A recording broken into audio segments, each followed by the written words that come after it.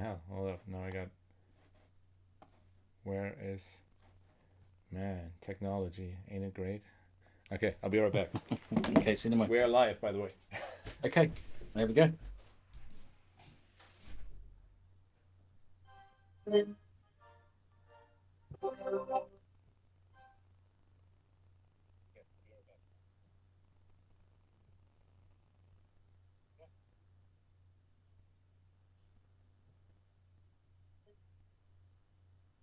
All right, all right, all right. Did he, did he leave and then go live? Yes, he said go live and then left. So there's no choice but just to play a little fanfare here.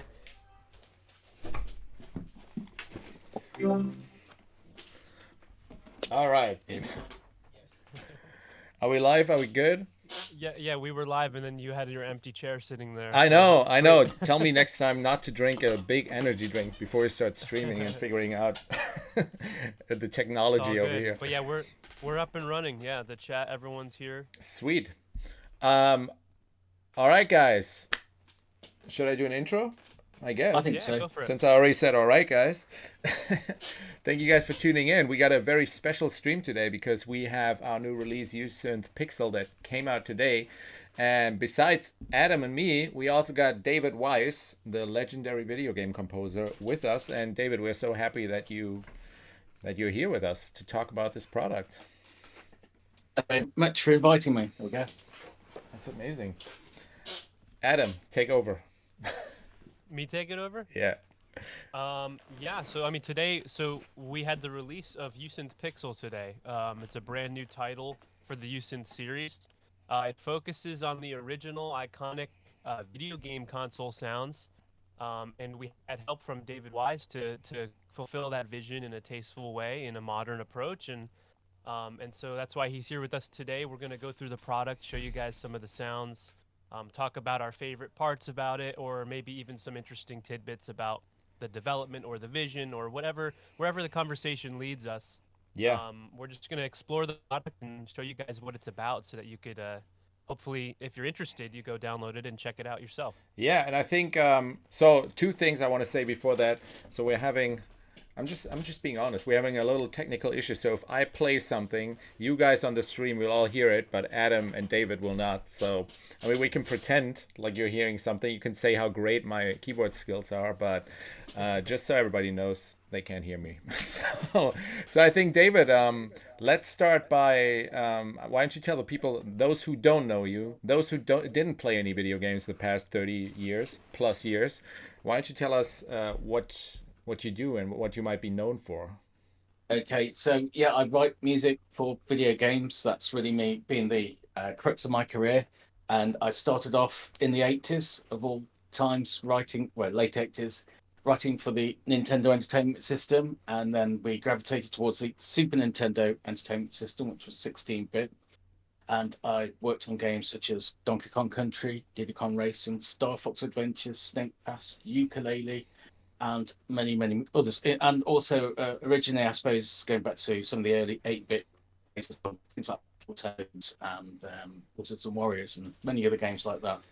Man, he just like put my childhood in a nutshell. And I told him that earlier because he also did the Game Boy version of Battletoads, which was the version I played. So yeah, I think you accompanied a lot of nightmare memories because I remember Battletoads being very hard. So It was really hard. so that's amazing. I'm gonna try to keep an eye on the stream. So okay, should we talk about Pixel real quick? I mean, obviously we should. So Yeah, Pixel definitely. is I think so. just to explain. This is not trying to emulate or replicate those sounds. It's really more an inspiration or inspired by those sounds. We try to be very authentic, but also obviously with our finisher section in it and all that, and also the sequencer in it, you can take those sounds and well take them to the next level essentially. So yeah, let's talk about the sections real quick. I know you guys won't hear me, but anyways. Give him some quick, tasty presets though, just to hear something. Yeah, okay. I'm gonna Play skip through through a some couple presets and then and see where it leads you. Yeah. let's do that. So obviously, like all our Usynth, the presets are categorized in musical terms. Let's just go by the introduction group because, well, it's a good way to start. So I'm gonna just play some stuff, and my keyboard skills are the worst, but they won't hear. Only all the people in the stream. So, So which sound are you going to play for us first? this is Cheesy Steps Okay. with the sequence on.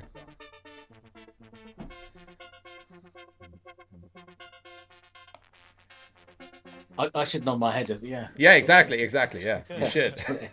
I hear it. But I would appreciate it. How do you like my keyboard skills? You like them, right? they're Okay, all good. I'm gonna go to. I'm enjoying them. See? Okay. Chip cello. Very nice. See, I'm not hearing any wrong notes here. Right? My skills. Honestly, I'm better than I thought I am. Deep chip bass. I like this deep chip bass sound, by the way. It's very authentic. Goes back to the 8-bit, and you can beef it up as well, so it brings in another channel and gives it that. All good stuff. I'm gonna turn on the sequencer on this real quick.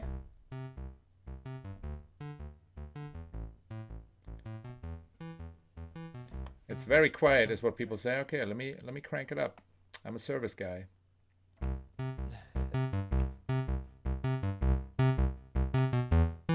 This should be better. Let me guys know if this is better. Okay, I'm gonna go to the next one, which is drone attack.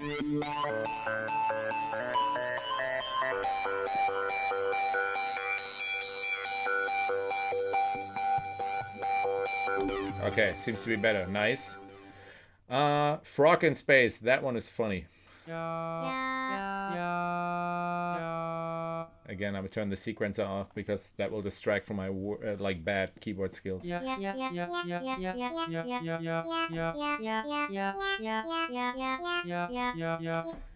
love this one. Ghoul Choir.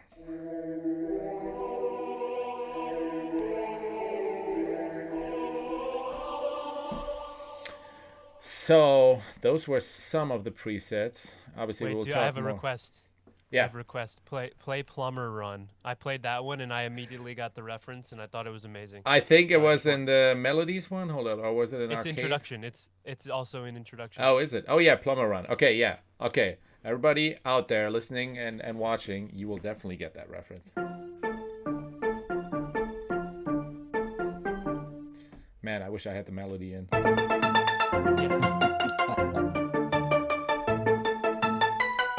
Well, also the synthesizer mode name gives it away because it's Mario theme. So Yeah, exactly. there's that one. Let me just break down the sections real quick, just so we get that out of the way before we talk more to David about all the amazing things he did. And also, I was fortunate enough to talk to him earlier, but I want him to talk about this on here as well. But We can do that. But let me just break down those sections. Anybody out there who already used the Usynth knows what's happening, but for those who didn't, this might be a good entry. So the first area where you should start is definitely the synthesizer section, where you can, well, pick out of one of the 100 sounds.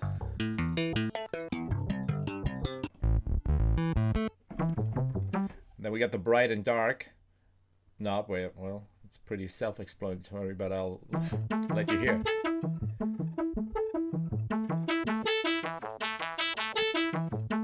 And then we get the fast and slow knob.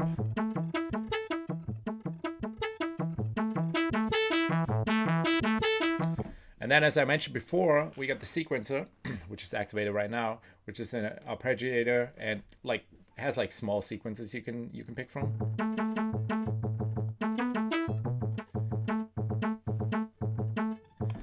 Then we got the finisher section, as in most of our plugins right now. So that's another 100 multi-effects in there that you can mess with. And that's what I meant earlier with, even though we have those sounds with the finisher section, you can actually take it to another level and make it your own. All kinds of effects. Oh, also important on the bottom here, those are specific controls for the finisher.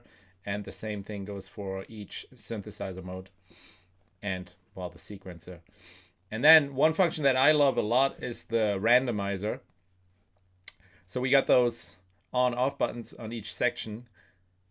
Well, actually, just the finish of the sequencer. Sorry, and you can, if you turn them on or off, it means if they are involved in the surprise or randomize function. So you can, if you have the sequencer off, the sequencer will stay exactly the way you set it, even though you hit the randomizer all the time. And with this knob, you can decide if it's a big or a small change that it will affect. So you can, whatever. I'll just pick this one again, the plumber run.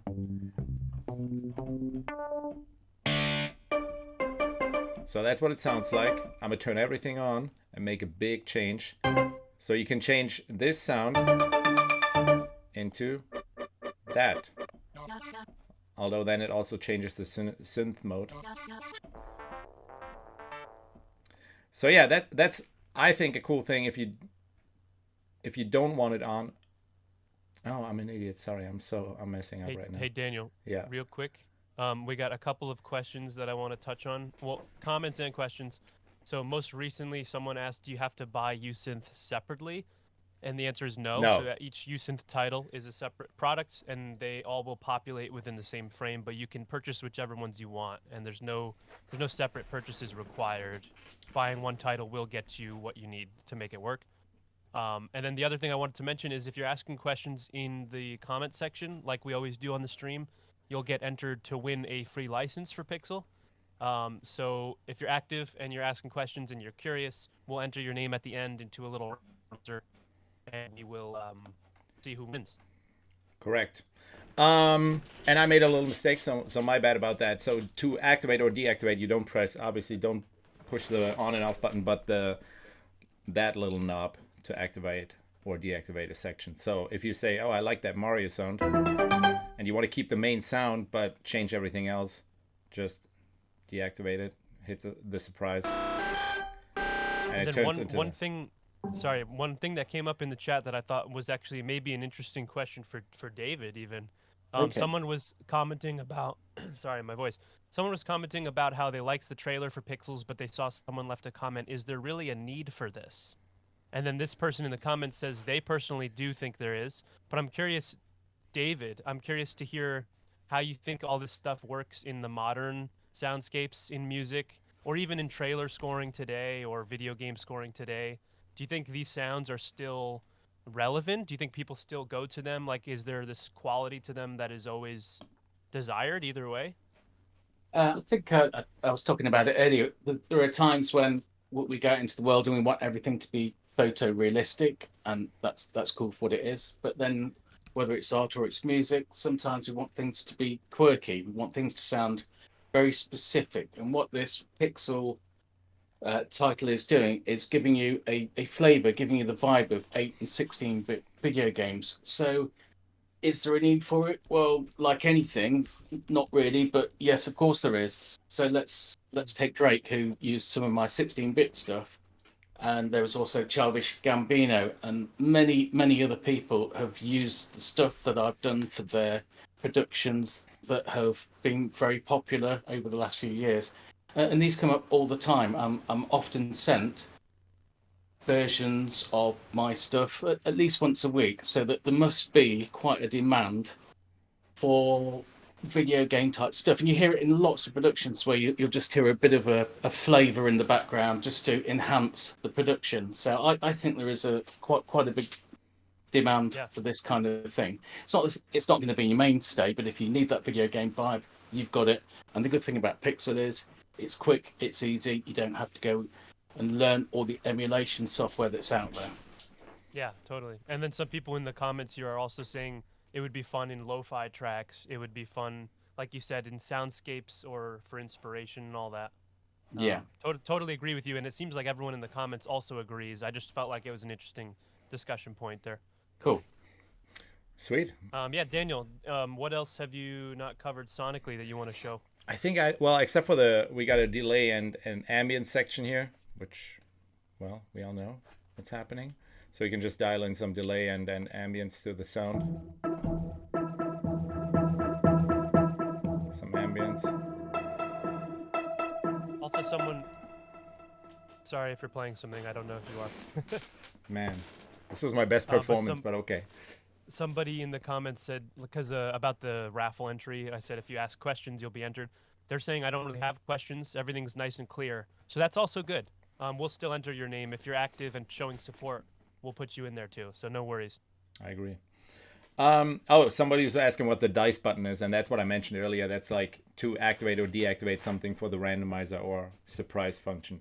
What I liked about the surprise function is just that you have an undo button, because I remember there's a bunch of software with like randomizers and stuff like that, and sometimes you accidentally press too far, and you can let me do this actually real quick. So I'm gonna do this, but I want to go back. And we're back. I think you can actually use it a couple of times. Yep, you can. So that's good. Yeah, I think sonically that's pretty much it. It's a Usynth. We try to keep it as simple as possible, but still give you some freedom to mess with it. Oh, another thing, the keyboard changes depending on if the sequencer is on or off. So if it's on, you got these little sequencer controls here. Actually, let me do another preset where you can control the sequencer a little bit. And if you turn it off, you will have 5 octaves on the keyboard actually. So I think David should tell us a little bit more about, like, back in the day, you were so early on with like working on music on computers, right? Like back in the 80s. Completely. So in the early days, there just wasn't any MIDI at all. So if you wanted to hear something, you couldn't play it into your keyboard. Think, oh, that's quite nice, and it would play it back to you, or you could record it. No such thing happened at all. You'd have to work out. So what we used to have across the keyboard as we play through it, we'd give. Oh wow, we lost him. Look at this budget. Okay, can you still hear me? Can you hear me, Adam? Hello? I think our Zoom meeting closed, which is how we were Wow. getting some of the audio. Okay, yeah, it says the free Like I meeting said, has we got some ended. technical issues Okay, here. thank you for choosing Zoom. All right, yeah, we weren't signed into the pro account there. Wow, so Yeah, we'll have to okay. live. get one. Right. He posted a new one here. Let me send it to you. Okay, cool. All right, there we go. Sorry guys, we had so much trouble with this Sorry stream, about and that, now everybody. Technical it hiccup comes there. to this. Okay, I've got Daniel. He's just sent another one. Is that the one? Yeah, I'll be right back. Sorry guys. Yes, that. David will be back any second. Hopefully.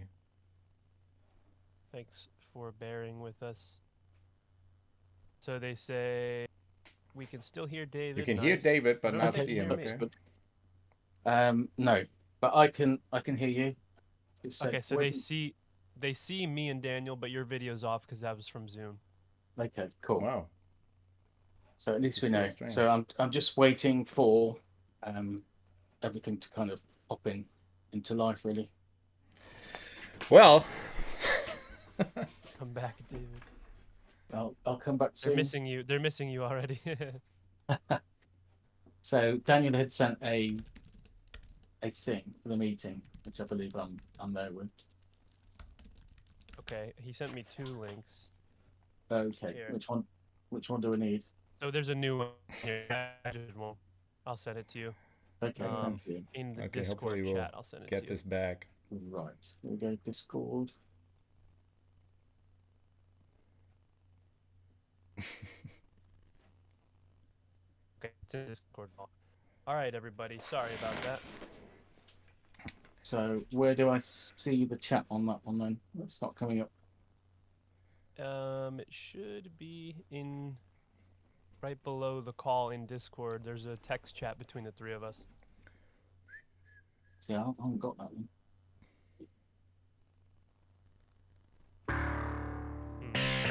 I'm gonna just play some sounds in between. Oh, there we go. Let's try that one.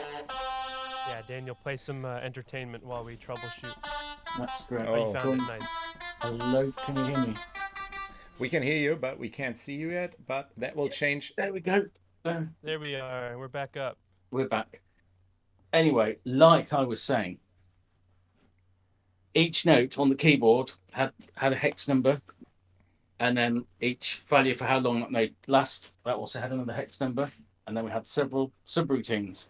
So I'd type in a bit of hex code and maybe a subroutine so it knew which note or type of noise to play.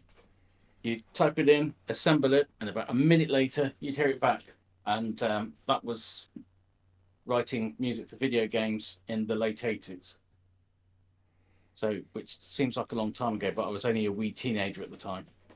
How did you get in touch with Rare? Did you just say that and I missed it? And because No. you just respawned, you lost a life virtually here, but you respawned and now you're back with a new fresh life. So respawn. So how did I get my job at Rare? I was working in a music shop. It was called Soundpad, and then it's called Carlsborough Sound. And I was working in the department upstairs, and really no mates, because not many people play drums then, and even less play them now. And the only other section there was the DJ section, so very few people came upstairs. So I thought I want to be downstairs. Now one day Yamaha walk in and they've got this new thing called the Yamaha CX-5. It was a computer, and they said, "This is the future." Now computers, I thought were a bit dull in those days at first, because it's a computer. Dad was into computers, so I wasn't really into computers. So I ignored it at first, but they came back 3 months later and they said, "Look, if somebody learns how to use this thing, you can have an extra day off a week. Why should you learn how to use it?" And I was sold. I thought we'll go for that. So I took the Yamaha CX-5 and the manual in Japanese, tiny bit in English, and but I managed to work it out. And it got this thing called MIDI, which is obviously MIDI interface, long before USB, which meant that you could take a lead and plug it into a Roland synth or a Korg synth or however many synths you've got, and you could do the step time sequencing thing. And when you type it all in on the CX-5, you'd hit play, play back these songs. So I was into bands like Go West and Duran Duran and Howard Jones, and I'd get all of their songs working, and it would play it back on the synths and the drum machines from people like Roland, and people come and go, "Oh, that's great," and buy the CX-5 and a few cents, and off they go, with no idea that it was almost impossible to use. But there we go, they were happy. Anyway, one day, two gentlemen came into the shop, Tim and Chris, and they had to have a software company called Ultimate Play the Game, which was about to become Rare Limited, and they asked for a demonstration. So I was there with all my synths playing away, and I ran out of all the covers, and they said, "Well, have you got anything else?" And I was so embarrassed. I thought, well, only some of the stuff that I've written. And I said, "Well, can we hear it?" With no idea of their intentions at that time. So I played it, and they seemed quite keen on it. One of them turned around to the others and explained monsters, and I said, "Monsters? Is that a good thing?" Clearly must have been. So one of them said, "Look, can we buy all of this gear? Have you got an office?" So I thought, great, got somebody else on finance. I've sold yet another system. I was selling rather a lot then. Got it to the office. They obviously bought all the gear, and then they offered me a job to go and use all of the gear at their place in Warwickshire, in the middle of nowhere, in the leafy suburb of Britain, in the Shires. And I went over to work for Rare. So that was my introduction into video games. Although it would be several weeks before I got into writing any music, because they'd literally bought a farmhouse that needed renovating. So I spent about 4 weeks painting, decorating, plastering, and doing all sorts of things. First 2 weeks on the job, I was playing Mario, the original Mario, Super Mario Brothers. And then I spent 3 weeks writing stuff on all the equipment that we bought. And it was after that they said, "Well, all of these demos that you've written, we need to get onto the NES cartridge, and there is no MIDI, and you're going to have to type it out." And that's when the reality of video game development hit. But it led to somewhere else. So that's amazing. Somebody asked if they buy the plugin, they also get you a head. I like the hat. I had to find this. I liked it so much, I brought several of them. That's amazing. I think like so many kids that grew up in the 90s, like especially the underwater level of Donkey Kong Country, everybody out there probably knows exactly what I'm talking about. That was such a, I don't know, just that music was just so cool. Like it made the game for me. Like I think especially Donkey Kong Country, obviously like you and I were talking about that earlier, that the way the graphics was already kind of unique, especially for the Super Nintendo, but I think your music just added so much to the character of the game that is just amazing. Well, that's very kind of you to say. And I mean, we were talking earlier about how we got it to sound how we did, and I think at the time I was using a Korg wave station, which sounded amazing, and I wanted the synthesizer that was in the Super NES to sound like it, but it only had 64K of memory, which is less than half a second, and you've run out of all memory. So we had to be very, I don't know, creative about how we use that memory. And I've got this Korg wave station. I've noticed how it worked. It takes lots of really tiny samples and puts them back together again. Now, because I wasn't using MIDI, I was still typing, I was still coding everything. It meant that I could actually take little bits of sound, put them back in the order that I wanted to, and it did a good job of emulating the Korg wave station. And that's how we got it as unique as we did. Right. That's amazing. And also, like, to the stream, I'm sorry, you guys, if we don't play that much with the synth, but I'm actually just so excited that we have David on here, and I hope you guys agree. And also, if you guys have any questions, I would like to like forward them. But of course, we will also play through some more presets. But I think right now the star, besides Pixel, right now is David, I think. And we're so happy that you're involved in this, David. I mean, I told you that earlier already, but it's so cool to have somebody like you involved in a project like that. I mean, it couldn't get more exciting than that, I think. Thank you very much. It's fun to be involved in these things, and it's also good to have a set of sounds that when I need them, rather than delving into the emulation software, I can just pick a sound, tweak it a bit, and off we go. It's there in the production. Right. So what do you think, like, since you've been involved from early on, like, with all the technological advantages and how everything has changed now, like, how did that change your workflow? I mean, obviously you can now do anything in music that you couldn't back then, or do you also sometimes limit yourself just to force yourself to be more creative? I think the limitations are good. They certainly, I mean, it's a good example with the Super NES game going back 30 years. Wow, that's a long time. But yes, there were obviously limitations, but I think as musicians, it's always good to have constraints, really, because otherwise you've got too many options. Sometimes you might just limit your melody or the notes that you're playing with to 5 notes and try and work on getting a good melody with very little room for movement. Right. And that's always a very good way of thinking about your music structure and what goes behind those 5 notes. So there are many ways that we can constrain ourselves to be more creative and focused, because really it's a language, isn't it, music? We're trying Absolutely. to connect. So the less complicated it is, the more people can understand what you're trying to get across.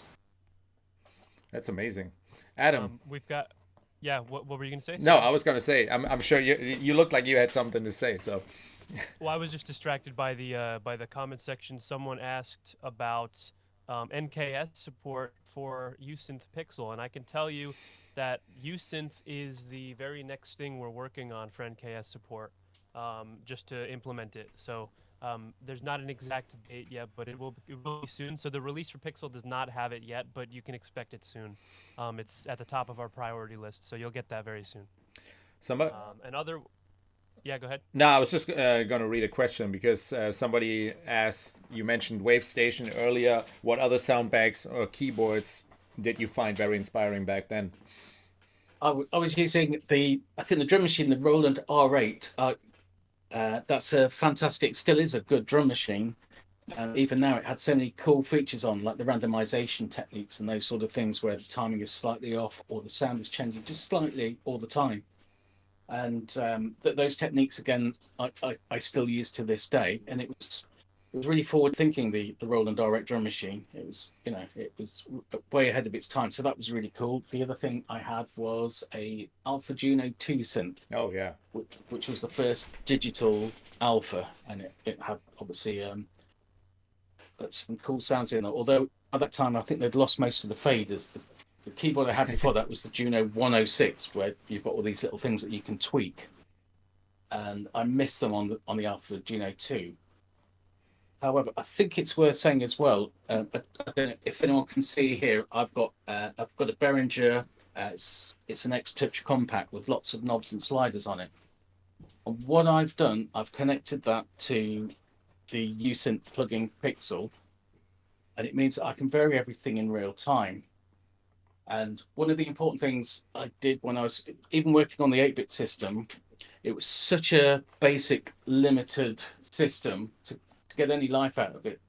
we had to use a lot of real-time control or program real-time control. So the volume and the pitch is changing constantly. And although Pixel only has the 5 main controls for the synthesis section, the fact that we can alter them in real time enables you to put quite performance into your music. So probably even more than with a traditional synth.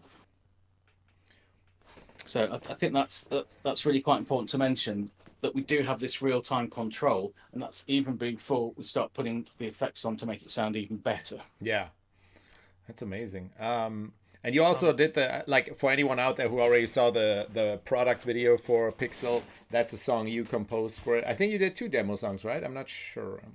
Did one that kind of gives a flavour of video games in general, and the second one it's definitely a nod to some of the aquatic stuff or the more ambient stuff that I did. So it's a bit of a mishmash between both of them. Right.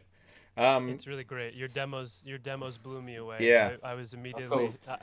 Someone is asking if it's M1 compatible, and yeah, it is. Like the computer that I'm running right now is a Mac Studio M2, so yeah, definitely without a problem, it will run. Yeah. Also in that ballpark, VST3.2 is available. I think for this release, it's the first time I think for Usynth as for the series. I don't think it was supported on VST3 until this release. So yeah, VST3 should be good to go as well. And then someone's asking about MPE. No, it does not have MPE. I'm not sure about when that will happen. That's a technical overhead we really have to dive into. But yeah, otherwise, yeah, M1 silicone, all native, VST3, AU2, VST2, AAX, etc. You should be good to go. And repeat again, if you're active in the chat, asking comments, if you're enthusiastic, you'll be entered into a raffle to win a free license for Pixel. So stay active, and we'll enter you at the end of the stream. But otherwise, 30-day free trial, as with all of our releases. So give it a try. But I think, Daniel, maybe we could play. I was gonna say that's exactly what I was gonna say. Also, as I mentioned to you guys before, if you activate the sequencer, and you will have those controls here, and if you don't know what they are, you just click this button and it will explain what the controls do. But yeah, let me go through some more presets here. I'm gonna go through the bass section because I like my bass. Can you guys please not like that? Absolutely. Okay, 1, 2, 3. Nice. Right? Great sound, super rich. I know. Very bassy though.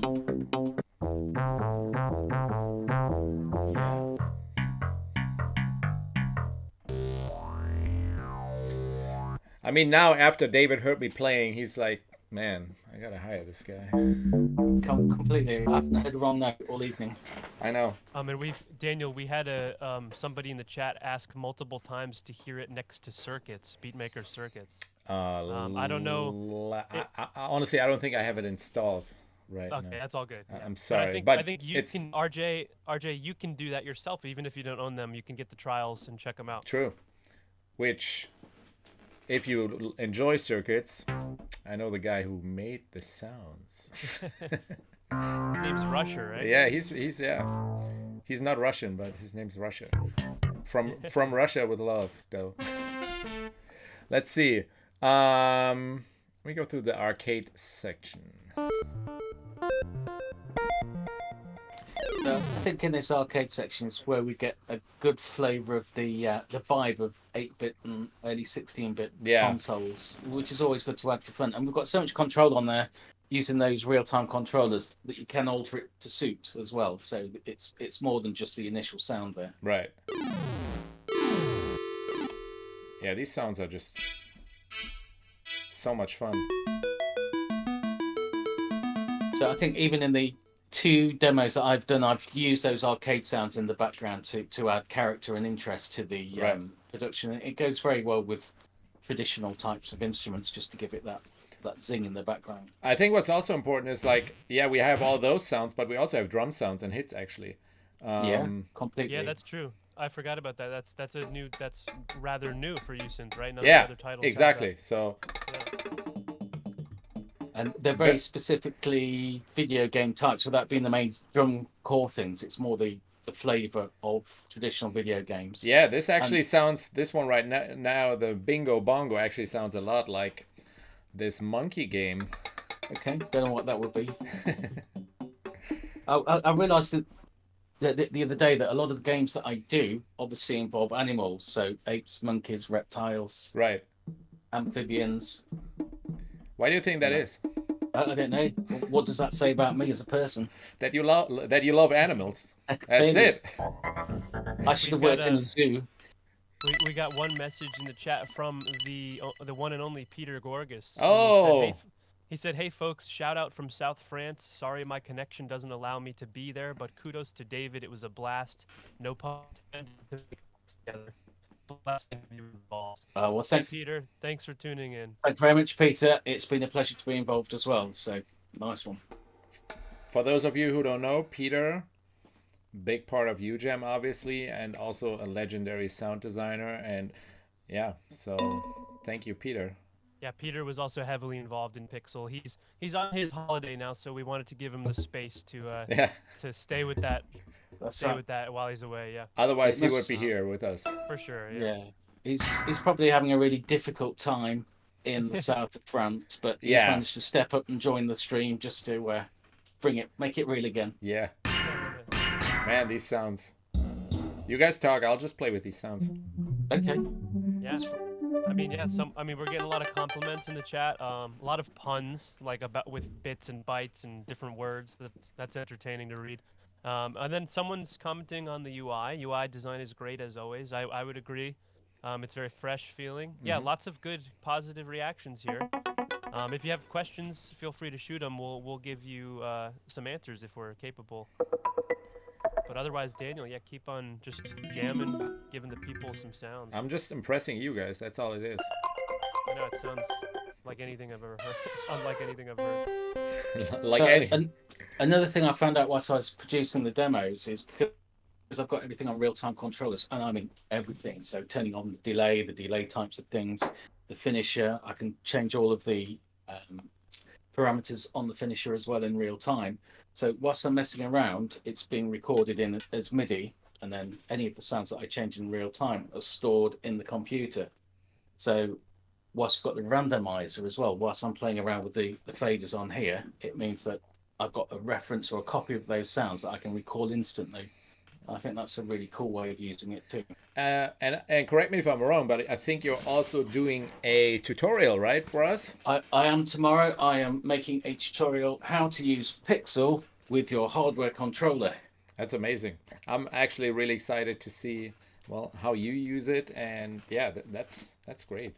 Cool. So I'll set up some cameras so you can see what I'm doing and what's happening on screen. And hopefully that will make a lot of sense to anybody who is using Usynth. So it won't just be useful for Pixel, it should be useful for the whole series. Right, but I think just the fact that we get to see you work will be great for a lot of people. Cool. So yeah, I've done these couple of demos, so I'll go through how I got to the sounds that I'm using and the processing that I'm using within Usynth to make those sounds work as well. Man, these we got a couple of questions coming in. Actually just one that I saw, but someone's asking, how do you map it to a controller? So there's the learn MIDI CC function. Daniel, if you could just right-click on a control to show them that. Yep, there you go. Basically, most of the parameters that you'd want to automate have this ability where you click it and it says learn MIDI CC, and you click that and then move the parameter on your controller to MIDI map it, and when your DAW link it together, and then you can automate. You can obviously, you can automate whatever. Let me do this in Cubase real quick. I think there's a ton of parameters that you can control in Usynth with these MIDI. are the ones that you can control. So yeah, there's a lot of stuff there that you can just. And that's really useful. And I like the way that the way that Usynth is set up, so it makes it really easy. And because everything's macroed out, you've got that real-time control, so you can put a performance onto the sounds, which using some synths that are very complicated, too many knobs, but overwhelming. This is really easy to set up, and it's quite straightforward. So again, in that tutorial, I'll just show everyone how to do that. it'll work. Yeah, That'll be absolutely. very cool. And I mean that's I mean those who already know UGM plugins know that that's our approach. We want to make great quality sounds and but make them easy to use and not overwhelm you with too many buttons and all that, but still give you enough options to make it your own. Yeah, So remove that overhead. You know, not everybody's a pro sound designer, so let the people make the music they're meant to make. You know. That's exactly. right. And also, But even though I'm quite good at editing synths and like diving into some very complicated ones with a huge array of parameters to play with, sometimes you just want to get on with the music, and having something that's immediate and can change immediately in big things like this, you know, big sweeps and stuff. It just makes your life a lot simpler if you're just trying to get an idea down quickly rather than spending 3 hours oh yeah. or 4 hours trying to program a sound before you actually use it. Right.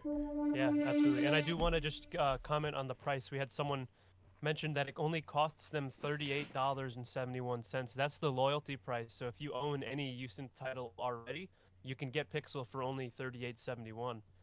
And then otherwise, though, if you don't own Usynth, it's still on an intro sale because it's new. So you can get it for $59.25.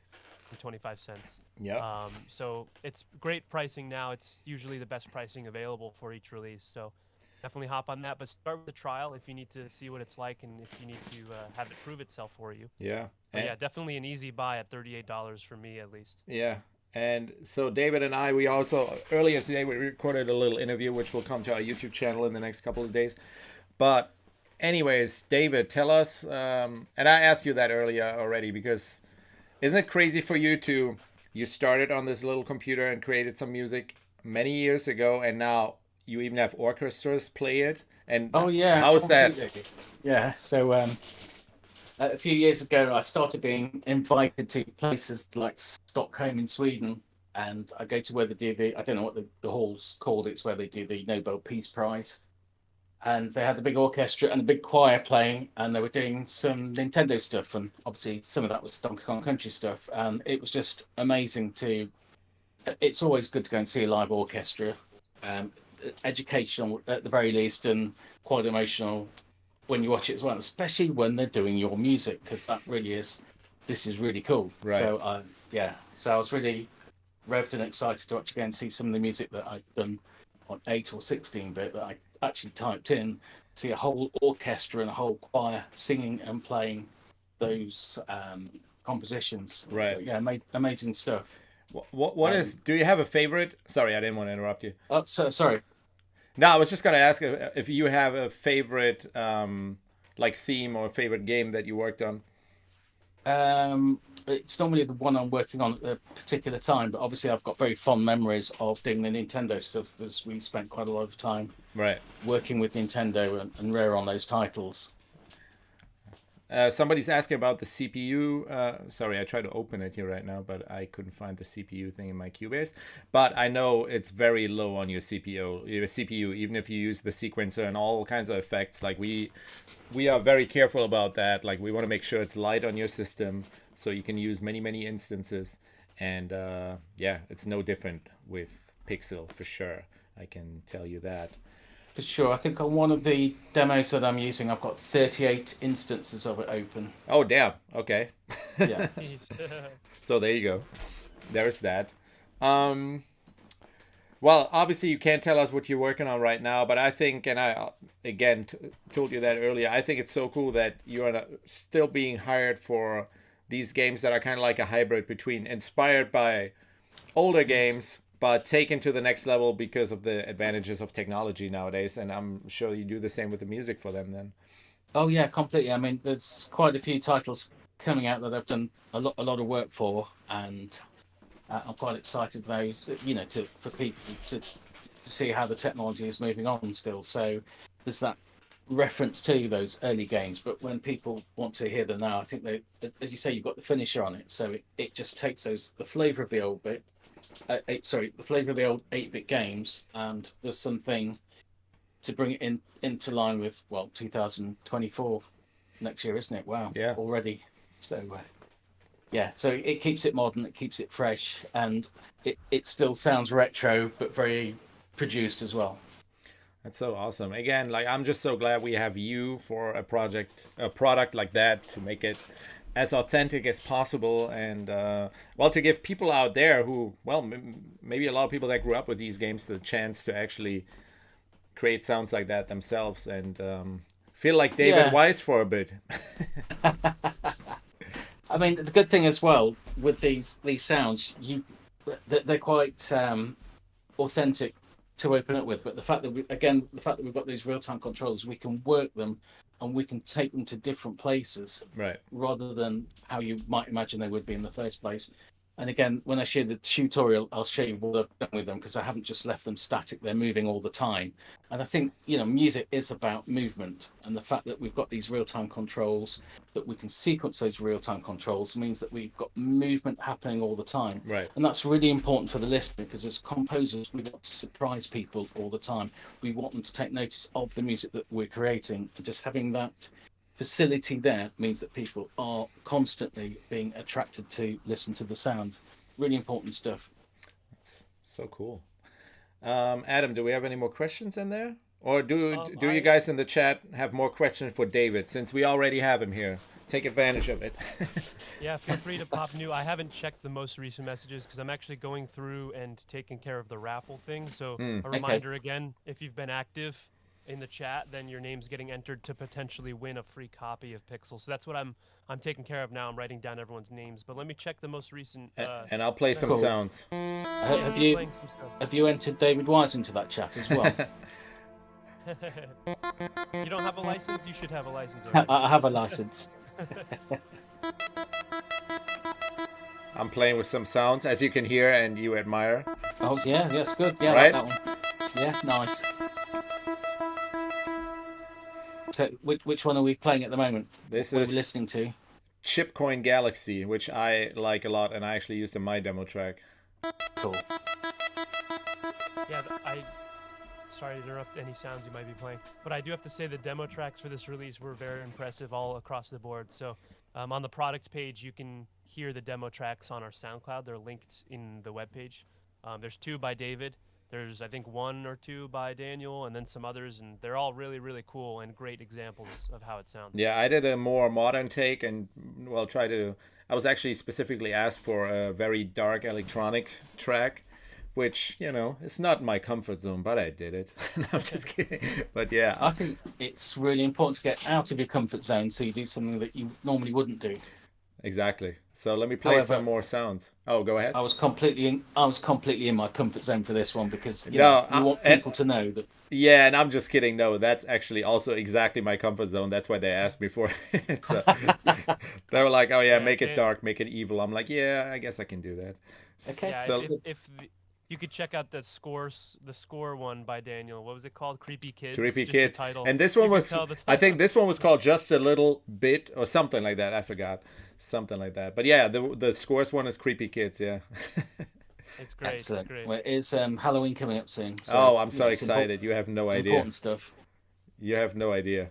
I'm playing some more sounds because somebody requested some more sounds. Frog in Space. Oh, I had that one earlier. Hold up. Someone actually, there was an interesting question I saw from, I think it was earlier in the chat, because I was scrolling up. Someone asked about, they said 8-bit sounds are not typically associated with effects, so they were curious what effects we chose in the finisher section, and whether they stepped out into the modern realm and why we would pick those effects. I don't know if either of you guys know about that. No, I do know. Yeah, they're definitely more, but that goes back to what I said earlier. Like we took inspiration from those original sounds and did make them authentic, but the finisher section definitely has modern effects too, so that you can take those sounds and make them modern as well. We also have like a lo-fi thing here, which obviously lets you go even crazier. So I'm gonna play with that. If you want to, I'll skip through some finisher sounds. So let me actually do the Chipcoin Galaxy. And I will go through some finishers. I'm gonna dial it all the way up so you can hear what it does. Mm-hmm.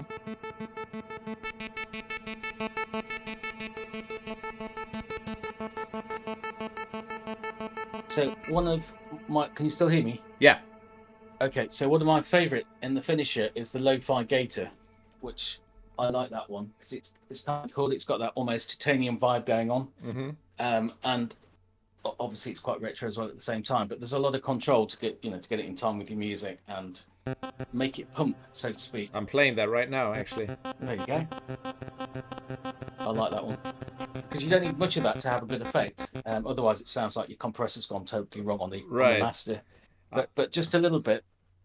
Well, makes a lot of nice movement. I got it all the way up, but I turned the ambience off now, so it sounds very dry. Someone is asking, what if they win the raffle, but they already bought Pixel? Then I will have to remove your name from the list because we want to give someone the chance to win it. Hang on. Yeah, I think it's hard for us to give away a license twice. But if you already bought it, then that means you're set up for some excellent loyalty deals in the future for the next Usynth titles. And again, guys, I hope you apologize for not going that deep into the synth, but again, we have David here, and I thought it's just such a special thing, so we wanted to take advantage of that, and I hope you guys are okay with that. Yeah, and also tomorrow when I'm doing the tutorial, I'll dive as deep as I can into it. Exactly. Show people how to extract it. That'll be super cool. I didn't know you were doing a tutorial for that'd be really. I'm excited to see that. Yeah, I mean, I'd love to see. I'd love to know how it works. So, me too. Man, the frog voice thing is cracking me up here. I'm just sitting here playing. I'm gonna keep the stream on for like 3 hours now, and I'm just gonna play. You guys can go, whatever. That's cool. They're asking about the raffle, multiple questions. Yeah, it's just that if you've been active in the chat, either asking comments or asking questions or leaving your. Honestly, I've been entering anybody who sends something. Even if it's just like a compliment or a positive note, just if you're active, your name is entered. I'm entering all the names into a random picker website, and then at the very end, when we think we've covered enough material, I'll just hit the randomize button and announce who wins, and then our marketing team will reach out to you and get you the license. Cool. It sounds like the synth is confirming everything you say, because every time you said something, I pressed the button and it said yeah. This is funny. Oh, actually, so I was just informed that if you did already buy it and you win the raffle, we will give you a refund because we don't want to halt your decisions there. So yeah, if you do buy it, then that's totally fine. If you end up winning, we'll take care of it for you, and we'll give you a refund on your order. That's cool. Yeah, that was news from Wolfie. He just told me. Oh, nice. Somebody's asking if we will ever do a version of Autotune. God, I hope not. I'm sorry, but I hope not. Maybe I don't know. I don't know. What is your opinion on Autotune, David? Now that you're here, what do you think? If my sax playing is really bad, then I might use it to help out every now and again. However, I like things to be fluid. The things that give character to a recording are things that aren't quite perfect. So things not being perfect is definitely good. Makes it human. Yeah, exactly. If it's too computerized, whilst there's a place for that, and there's some very cool tracks out there with auto-tune purposely. I don't think it's a good thing. That I've seen too many tracks ruined where they've tried to make good tracks perfect and it hasn't helped by using auto-tune. So there's a place for it, but probably not too many places. Well, I think it's also because like what you described just now is the official like way autotune was made for, but I mean the way people use it on their vocals was obviously like they misuse it on purpose because it makes it sound extra. Well, not great, but like, I mean, it's being misused, So yeah, I think when it's being misused, it's kind of cool because it's creative. You're taking outside of the parameters that it was intended for and doing something new with it. I mean, I use it creatively as well, not auto-tune, but the one that's in Innuendo. And I'm purposely manipulating notes because it sounds very synthetic. And sometimes you want things to sound unusual or synthetic. Or you want vocals to sound like chipmunks and that kind of stuff. I think where it's used wrongly for me, or the bits that I personally don't like, is when it's trying to correct something and you're overcorrecting something and you can hear all the artifacts that go with it and you don't have a natural performance. So isn't it funny though, because like back then, I'm sure when you started making music for those games, you tried, because everything sounded very analog or well like computery, so you obviously try to make it sound more like real instruments, right? That's right. Yeah. Oh, completely. Yeah. Yeah, and now we try it. Yes. We almost do it the other way around, where we try to we have these real instruments. Like it's the same thing with, I don't know if you tried out the I don't want to like advertise here right now, but we have the symphonic elements, which is strings, and we have brass, and we have drums. Obviously real instruments, but then the finisher section makes it sound like something completely different, you know. So it's kind of Yeah. funny how that goes. That we take like we don't accept something the way it is. We just want to make it different, which is well, that's why we're creative. Exactly. I completely agree. It's nice to do something different with raw material and shape it to how you want it to come across. Right. Do we have any more questions? No, right? I think. Not really.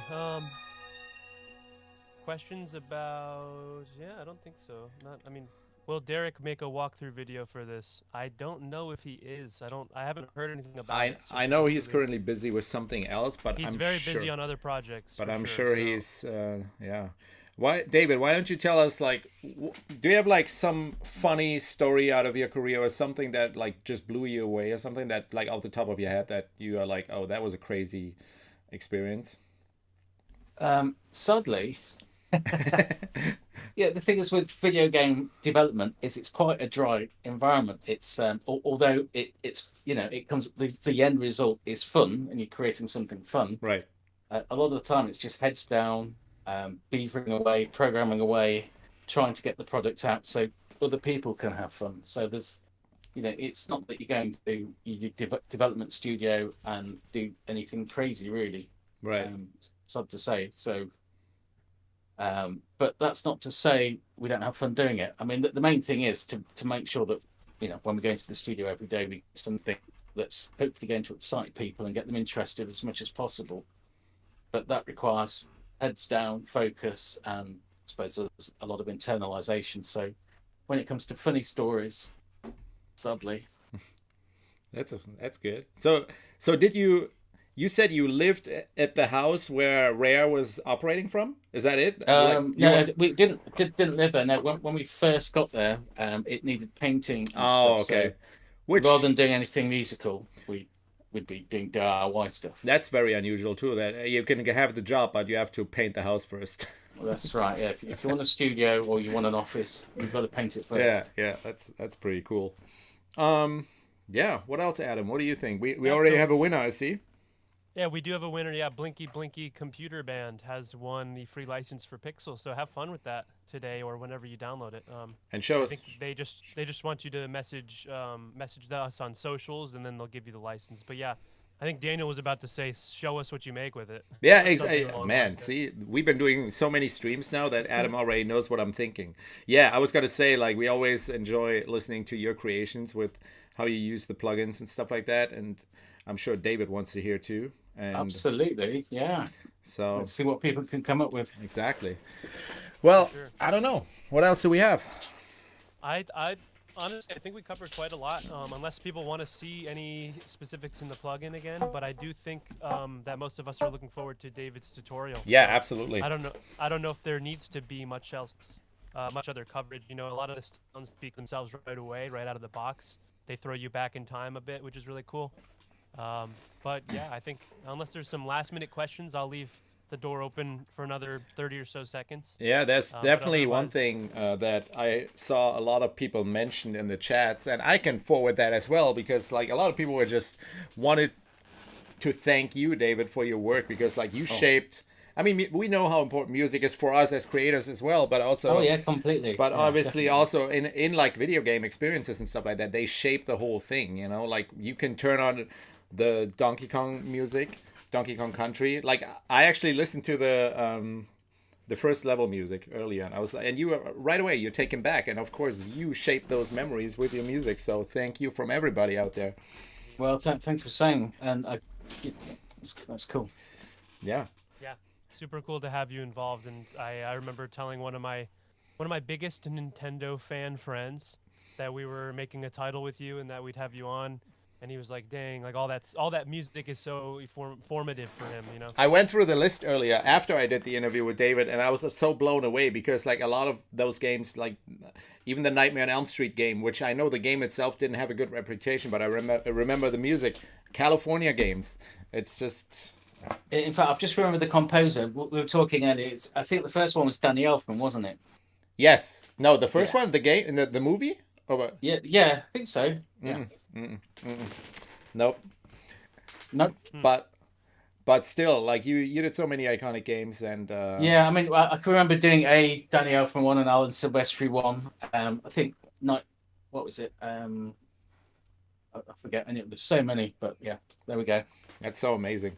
So we're just happy that you're a part of this, and that you now make sounds approved by you accessible for everybody, and Cool. yeah. Well, again, I'm looking forward to hearing how people use it, because I think it'd be nice to hear hybrids where you've got flavors of it Right. coming in with a nice production of, I don't know, dance songs and that kind of stuff. Yeah. EDM. Yep. Absolutely. Yeah. Yeah, and I think Peter just said in the chat he's going to paste a link to David's demo for the product. So if he doesn't send it there, actually, let me see if I can send it there right now. Yeah. Because the SoundCloud links, they're really cool to listen to, and they're made almost exclusively, if not exclusively, with Pixel, right, David? Or Totally with Pixel, completely. totally with Pixel. Yeah. So that's even cooler. You get to hear exactly what the product sounds like.